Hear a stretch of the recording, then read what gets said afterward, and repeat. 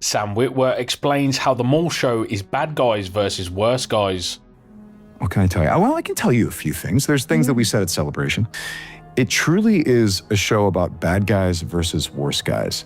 And our bad guys are still bad guys. Like, this isn't going to be a show where you go, oh, you find out MAUL is just a real teddy bear, man. That guy, he just misunderstood. You have to understand, if you have coffee with him, he's really cool. We're not doing that. So who's your audience? Well, the core fans are of course Star Wars fans. But the idea is, in fact, that even though he's a bad guy, the fun of it is going, right, but is he as bad as Sidious or Vader?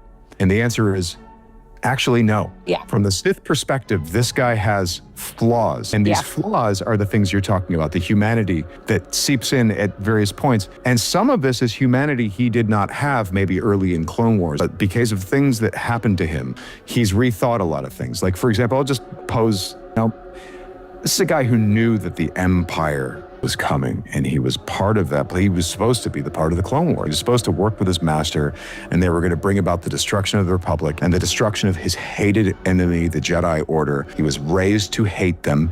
He does not, and he trained his whole life to destroy them. Well, now we have a show where, okay, all of that was done, but MAUL, you killed a bunch of Jedi during the Clone War. You did not work with Sidious, didn't know the whole plan. And in fact, you got so scared about his plan that you tried to stop it at the last second. Now the Empire's here, which MAUL would have known that was his master's intent. But now that he's seeing it, he's like, is this what he had in mind? Because this isn't what I thought it would be. This is a little scary. MAUL comes from a time of swords and sorcery and magic and knights. And now all of that color is being sucked out of the universe by this mechanized empire. And MAUL's like, is this right? Is this the universe that we were trying to build?